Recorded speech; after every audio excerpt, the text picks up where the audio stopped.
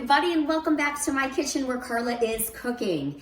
I am super excited, guys, because I am having guests tonight. That's right, not just any guests. My kids are driving in from Kansas City, my son and my daughter, and I can't be more excited. But I don't want them to have to go through a drive-through. They're gonna roll in about midnight, 1 in the morning, and so I needed something that would be delicious and filling, but also something that would be quick and reheatable. And I thought that an Italian classic, an Italian Stromboli, would do the trick. So we're gonna do exactly that. So let's go ahead and get started. Audio Jungle.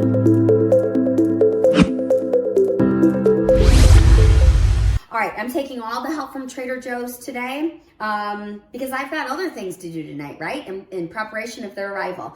And so I went ahead and got the store-made pizza dough. I got the plain one. I removed it from the bag and I've got it with some olive oil. I wanted it room temperature, so it'll be ready for us now. So I just had that setting on my counter. So that's the dough. And then I've got some pizza sauce that I found next to the dough at Trader Joe's. And then I always have some sort of sauces. I have them in the pantry, and I happen to have this one already open in the refrigerator. It's a basic tomato basil. I've got a few seasonings here. I might jazz it up. But the idea is that a little sauce goes in the Stromboli, but then I have sauce left over for dipping or pouring it over when they reheat it. All right. Okay, I've got pepperoni because my kiddos like some pepperoni, so I bought that. And I've got 2 cheeses. So I've got a shredded mozzarella, and we go ahead and we buy the big, ginormous, yummy brick. From that place that we all love besides Trader Joe's, and we get that there, and then I went ahead and I grated it up here. So we've just got a couple different kinds of cheeses there. All right, so we're gonna roll it out. You'll see how I'm gonna do this. All right, so I've got my dough. I'm just gonna remove the dough here, and the idea is that we are just going to kind of keep pressing it out until it's the shape that I want. So basically, I want it as large as I can get it on this baking sheet.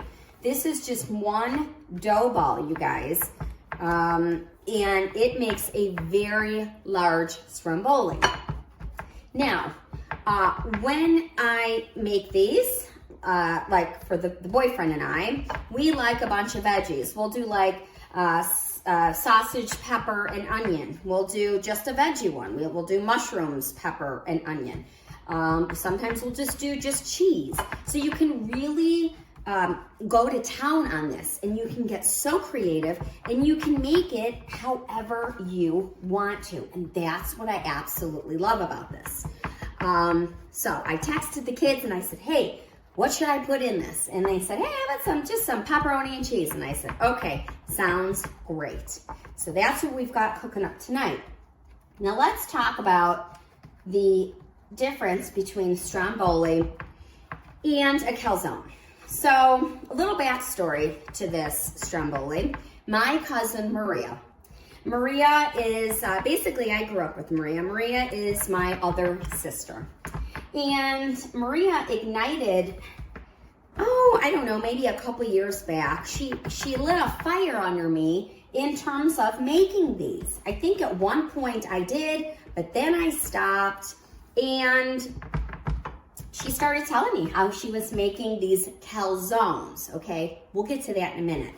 Now, Maria uses a bunch of lunch meat and a bunch of different kinds of cheese in hers. Oh, again, she makes it how her family likes it. And so then into the years, I started doing them myself, and I tend to do more of what I would have on my pizza. And so like I just shared with you, meat, veggie, cheese, whatever. Now, I was making this for a friend, and I kept referring to this as a calzone. And my friend looked at me and said, you know, Carla, you're Italian. You do realize it's not a calzone. You're making a Stromboli. And I said, well, you know what? You're right. A calzone is basically filling the dough and then folding it over once and pressing out the edges. But a Stromboli is what we're doing tonight. And basically, it reminds me of a big, giant, like pizza burrito. So now that we've got the lingo right, we are making a Stromboli because we're wrapping and rolling it. Okay, now this is gonna be good. You just wanna make sure that it's just somewhat evenly distributed so you don't have big pockets of dough. And obviously you don't want it so thin in some areas where it busts open. Now, here's my disclaimer, guys. These turn out a little different every single time I make it. So, I don't know. Sometimes it does spread a little thin and I've got a little hole and things ooze out. We'll see how this works tonight.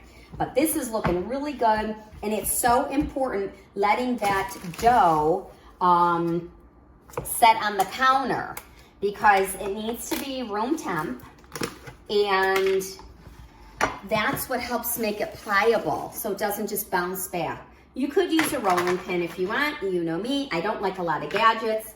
I don't want to have one more thing to have to wash at the end of this. All right. We're gonna go ahead and use the pizza sauce. Pizza sauce has already all of the seasonings in it that I like. I am gonna add a few more seasonings, but we are gonna do just a little bit of sauce. I don't go crazy with the sauce, guys, because I don't want it oozing all out. Again, if you want to do sauce, do the sauce, but I just suggest not maybe so much because again, we don't want it oozing. But I do suggest keeping enough sauce on hand so that you and your company can either put it over the top and give it a little microwave, or you can use it as a little dipping sauce. All right, so just a little bit of sauce will do you there. And now I'm going to open my pepperoni. And I'm just going to layer the pepperoni in there. Do as much or as little as you like. A lot of times we'll do sausage in here, and so I'll just kind of buy the sausage links from Trader Joe's. You could do pork, you could do chicken, and then I just take it out of the casing and I crumble it cooked into the stromboli. You could do that too. All right. We've got enough pepperoni in there. And now I'm gonna do some grated cheese. This is my Reggiano Parmigiano Reggiano. I say it wrong every single time. What kind of Italian am I? I confused Italian and Stromboli, and now I can't even say the cheese. All right, so a little bit of that in there. And now I've got my shredded mozzarella. Again, sometimes I buy it already shredded. Sometimes I buy the whole chunk and just shred it myself. Kind of depends on my time frame and if I'm up for all that grating. All right, now I'm gonna do a little bit of layering in here just because I've got extra. And that's the nice thing about cooking at home. You can fill up your pizza or whatever you're making, you can really load it up. You know, when you buy store-made, pre-made things, you know, they usually skimp on certain things, right? And so that's the nice thing. We can really go to town. Since I only have 3 ingredients, I really want to make sure that we have enough of everything in there. All right, I'm going to add some salt, not a lot, guys, because pepperoni has a lot of sodium, and all of that cheese that I just put in has a lot of sodium. So I just went light on that. I'm going to do some black pepper. I'm going to do a little bit of garlic powder. On my veggie pizza, I will kind of chop my own garlic, but I'm pretty sure the kiddos don't want to chomp into some piece of garlic. All right, and just a little bit of crushed red, because I know that they like a little heat, they like a little spice, but not a ton of it. So actually I'm going to put the rest of that back in there. So I've got a little bit of crushed red pepper flakes, and okay, and then that's going to do it. Now here is the magical part. So you could just cook this as is, and this is a pizza, but to make it a little more fun And a little more exciting, we're gonna do the Stromboli style. I'm gonna do just a little bit of olive oil, not a lot, just a little bit inside here. And now for the magical part. Now, when I watched Cousin Maria do this, I was like, oh my gosh, this is so stressful. So I'm just starting from the back here and I'm rolling it. Now I'm gonna pull in the sides. See how I'm just kind of pulling in the sides here? And now I'm gonna wrap it some more. And now I'm gonna pull in the sides like this. And now I'm just gonna wrap it some more and just repeat, right? I'm tucking and rolling. It's a tuck and a roll, guys. And when you get to the end, it's just a roll. Now, that looks like a big pizza burrito, doesn't it? And it doesn't look very big, but guess what? I put it right in the middle, just like that. And I go ahead and I'm just gonna press it down a little bit. So I'm just kind of smushing it over, okay? Had I pressed the sides out a little bit more, we might have gotten a bigger Stromboli. But this is gonna be just fine for both kids. I've also got other snacks, of course, in the house. But this, I think, will just be just fine. And of course, when it cooks, it's gonna rise beautifully. And you're just pinching any seams that might be open. But at the end of it, guys, this is what we have, okay? We've got a Stromboli, and we're just gonna put it in the oven at 350. And this is gonna clean up so nicely, so we love that. All right, guys, I'm gonna get this in the oven at 350 for about 45 minutes, and I'll meet you back. Okay, you guys, the Stromboli has been in the oven for about 1 hour and 15 minutes at 350, so let's go ahead and see how we did here.